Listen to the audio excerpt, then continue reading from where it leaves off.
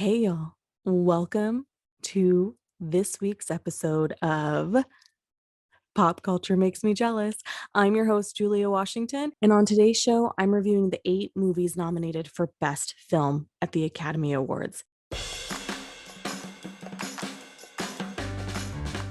The Academy Awards are Sunday, April 25th, and while I have my favorites, I'm not really going to make any predictions here. I'm just going to give you my opinions. I do have my hopes on what will win, but we'll have to wait for the 25th to find out. And now, here we go to the show.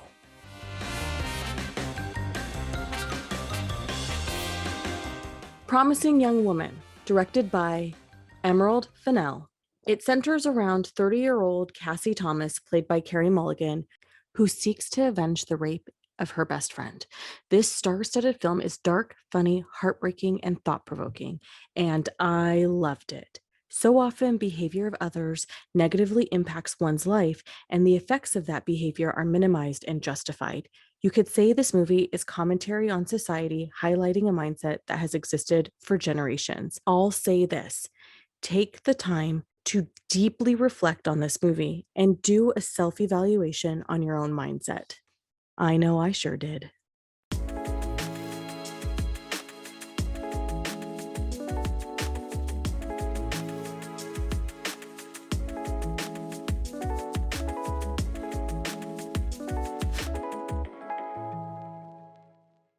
Think of all the sounds you love.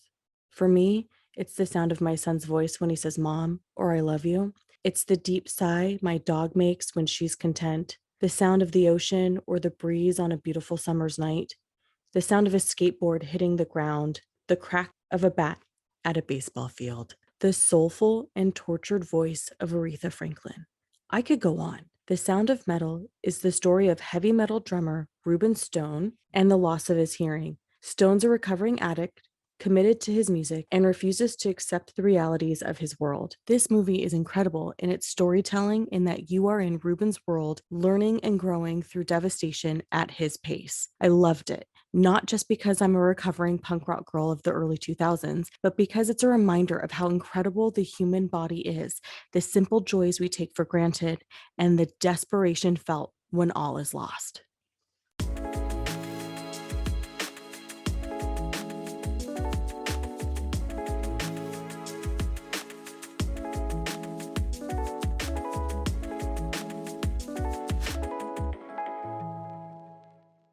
The era-specific details in Mank will make any old cinephile appreciate the craftsmanship of this film. It feels like the movies of Hollywood old, so much so that it could have hailed from that era itself. While the movie is beautiful to watch and has all the elements that I love of old movies, the longing gazes, the long shots, the orchestral music, brooding moods of men, this film highlights Herman Mankiewicz' development of Citizen Kane. The film incorporates flashbacks as well.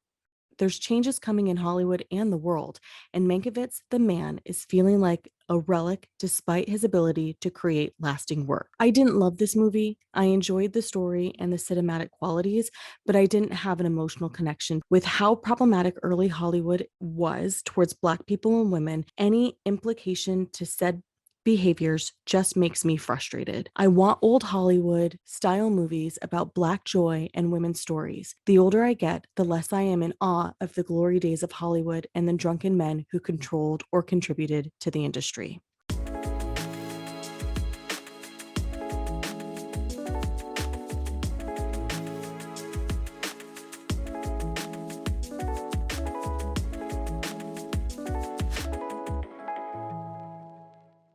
Another Aaron Sorkin brainchild starring Sacha Baron Cohen and Eddie Redmayne is based on the 1969 trial of 7 men charged by the federal government with conspiracy and crossing state lines with the intention of inciting riots at the 1968 National Convention in Chicago. Baron Cohen plays Abby Hoffman and Redmayne plays Tom Hayden. This is a star-studded cast. I'm conflicted about the movie. While these events took place in the late 60s, actions leading up to this trial and the trial itself are part of the shaping of the mid-20th century. The dramatization of such events feels very much like Bro, I've got this crazy story to tell you.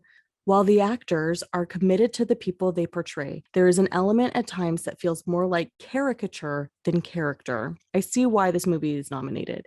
Because of its criticism of the American system, its highlighting of implied corruption within the judicial system, and there's this little guy element to it as well when we look at Baron Cohen and Redmayne's performances. It's a good movie, but, and I don't know what that but is.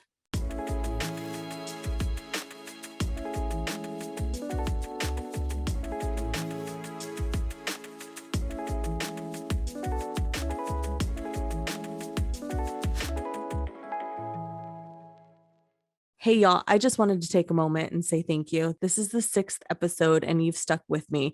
I really appreciate your support. If you're listening to us on Apple Podcasts, write a review, give us 5 stars.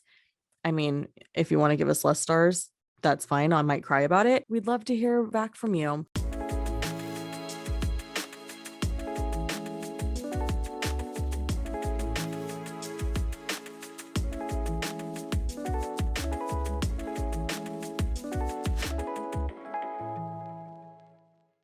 I maybe spend too much of my life remembering.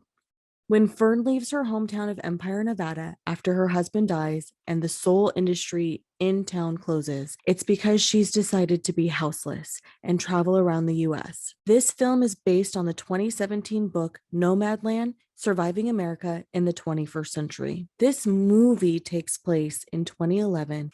The late aughts and early teens were my adult formative years, and the pain of job loss in my generation is still very heavy. This film takes place at the peak of those job losses. I maybe spend too much of my life remembering. This intimate telling of Fern's story is a reminder that life lived backwards is no life at all. But when what we are remembering feels better than the now, it's hard not to spend hours deep in memories. While the movie moved slow for me, it did have moments that hit my heart hard. I maybe spend too much of my life remembering. This line, this quote I keep saying, is one of them. When we enter a phase in life that we didn't expect, it's so easy to live in the past. There's something about Nomadland that feels like it'll be forever relevant.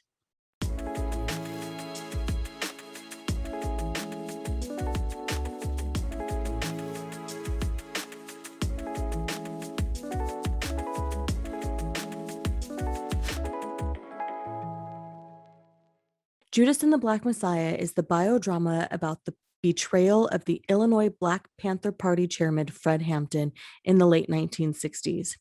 Daniel Kaluuya plays Fred Hampton, and Lakeith Stanfield plays FBI informant William O'Neill.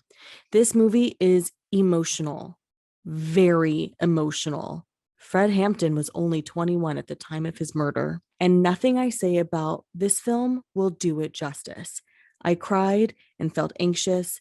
The film is cinematically beautiful, and Kaluuya and Stanfield are very, very good at embodying and portraying the real people they are playing.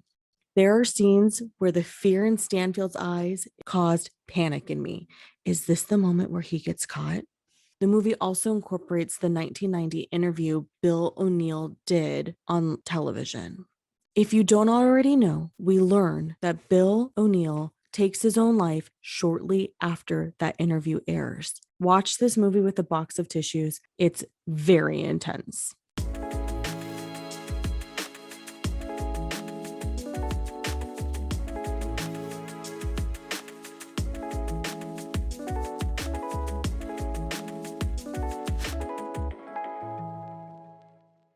The father follows the story of an aging man with memory loss. This film stars Anthony Hopkins and Olivia Colman. In a previous life, I worked in aging services, and watching the rapid decline of humans was too much for me to bear. Anthony Hopkins plays an aged man who is grappling with memory loss. His daughter, played by Olivia Colman, is struggling to balance her life and her father. With very few set locations and costume designs, The movie feels more like a play, with the central characters' fear and confusion palpable.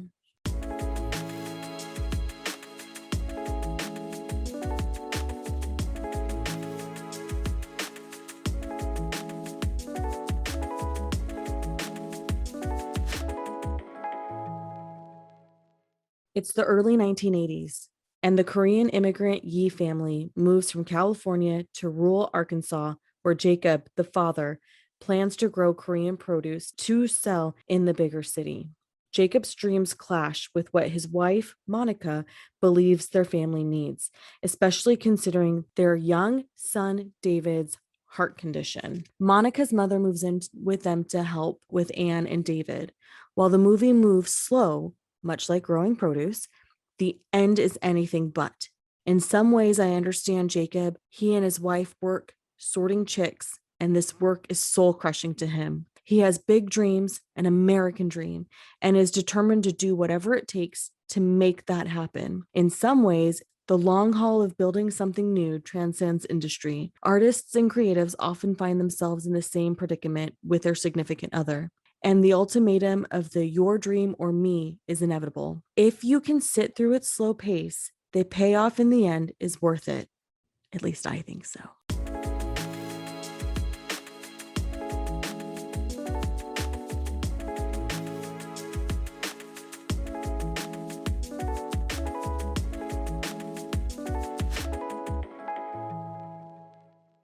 And that's the show for you folks today. If you choose to watch one of the 2021 nominated films, head on over to Instagram and let's have a conversation about it. If you've already seen the films, drop us a line. Let's talk. What did you love? What did you hate?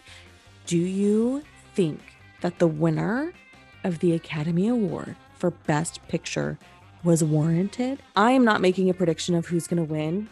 My son asked me recently who I want to win.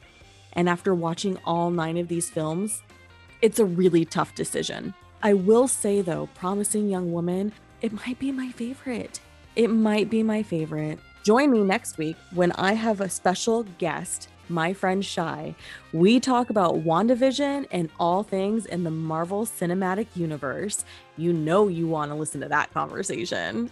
I mean, unless you're not a Marvel fan, which is fine, because I wasn't until I became a mom. So there you have it. Anyway, see y'all next time.